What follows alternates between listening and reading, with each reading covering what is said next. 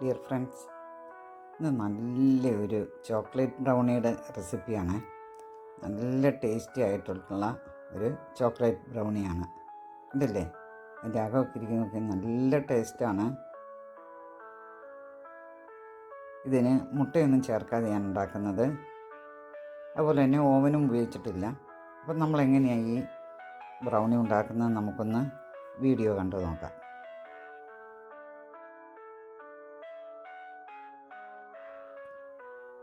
200 gram dark ചോക്ലേറ്റാണ് ഞാൻ എടുത്തിരിക്കുന്നത്.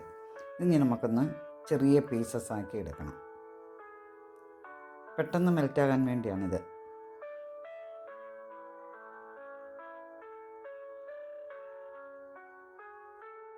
ഈ ചോക്ലേറ്റ് നമുക്കൊരു ബൗളിലേക്ക് ഇട്ട് കൊടുക്കാം.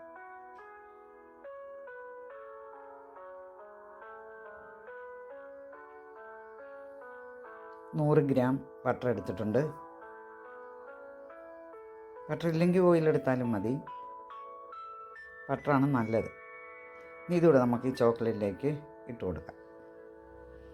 ഇനി ഒരു പാനിൻ്റെ അകത്ത് കുറച്ച് വെള്ളം വെച്ച് അത് നന്നായിട്ട് തിളച്ചിട്ടുണ്ട്.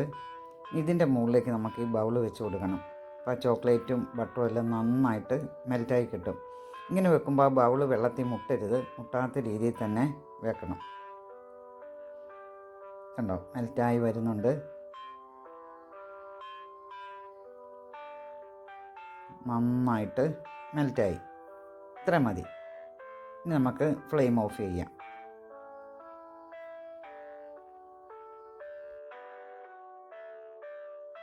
ഒരു കപ്പ് പഞ്ചസാരയാണ് എടുത്തിരിക്കുന്നത്. ഇത് ബ്രൗൺ ഷുഗറാണ് ഞാൻ എടുത്തത്. സാധാരണ പഞ്ചസാര ആയാലും മതി, പൊടിച്ചതല്ല. പൊടിച്ച് വേണേലും നമുക്ക് ചേർക്കാം. ഇപ്പം നമ്മുടെ ചോക്ലേറ്റ് മെൽറ്റ് ചെയ്തതിന് ഒരു ചെറിയ ചൂടുണ്ട്. അപ്പോൾ അതിലേക്ക് ഇടുമ്പോഴത്തേന് ഇതും പെട്ടെന്ന് തന്നെ അലുത്തോളും.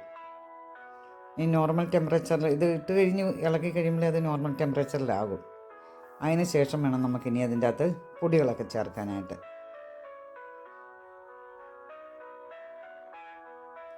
ഒരു അരിപ്പ് വെച്ച് നമുക്കിനി ഇതിലേക്ക് അരിച്ച് വേണം മൈദയൊക്കെ ചേർക്കാനായിട്ട്. ഇപ്പോൾ 1 കപ്പ് മൈദ എടുത്തിരിക്കുന്നത്. അത് നമുക്ക് ആ അരിപ്പയിലേക്ക് ഇട്ട് കൊടുക്കാം. ഇനി ഒരു 3 ടേബിൾ സ്പൂൺ കൊക്കോ പൗഡർ കൂടി എടുത്തിട്ടുണ്ട്. അതും കൂടി നമുക്കിതിലേക്ക് ഇട്ട് കൊടുക്കാം. ഇനി കട്ടയൊന്നുമില്ലാതെ നല്ലതുപോലെ ഒന്ന് അരിച്ച് അതിലേക്ക് ചേർത്ത് കൊടുക്കാം.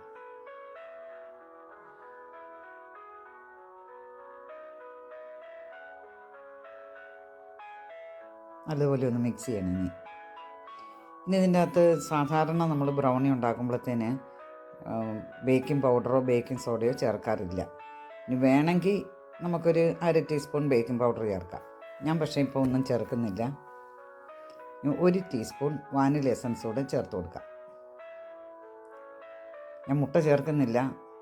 എഗ്ലെസ് ബ്രൗണിയാണ്, അതുകൊണ്ട് 1 കപ്പ് പാലാണ് എടുത്തിരിക്കുന്നത്. ഇതിന് പകരം പുളിയില്ലാത്ത തൈര് വേണമെങ്കിലും ഉപയോഗിക്കാം. പിന്നെ ഈ പാല് നമുക്ക് കുറേശ്ശെ വേണം ഇതിലേക്ക് ചേർക്കാൻ. കാരണം നമ്മുടെ ഈ ബ്രൗണിയുടെ ബാറ്റർ കേക്കിൻ്റെ ബാറ്ററിനോളം തന്നെ ലൂസല്ല, ഇച്ചിരൂടെ കട്ടിയായിട്ടിരിക്കും. അതുകൊണ്ടാണ് കുറേശ്ശെ ചേർക്കുക. ഇനി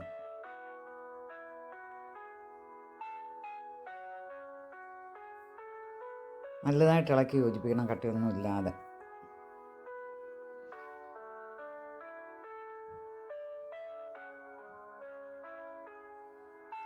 കുറച്ച് പാലും കൂടെ ചേർക്കാം.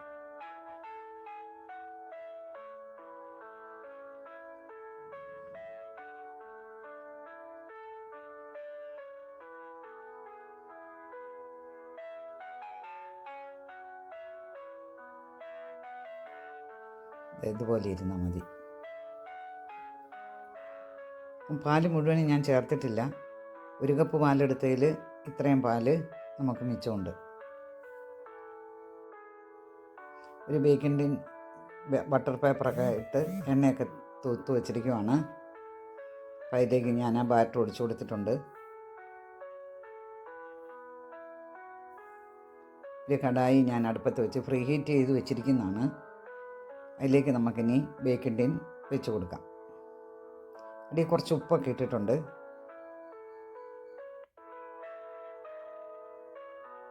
ഇത് നമുക്ക് കുക്കാകുമ്പോൾ അറിയാം, ആ സൈഡെല്ലാം ഒന്ന് വിട്ടുവരും.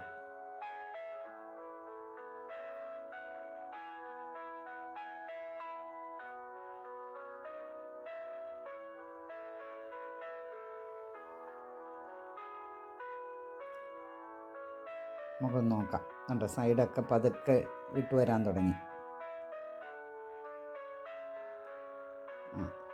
നല്ലതായിട്ട് വെന്തിട്ടുണ്ട്, കുക്കായിട്ടുണ്ട്. നമുക്കിനി ഇതൊരു പാത്രത്തിലേക്ക് മാറ്റാം. ആ ബട്ടർ പേപ്പറൊക്കെ ഒന്ന് കളയാം നമുക്ക്.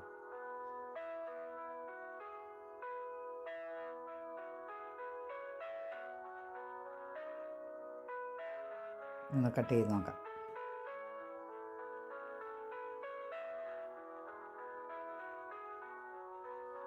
നല്ല സൂപ്പർ ടേസ്റ്റിലുള്ള ഒരു ബ്രൗണിയാണ്.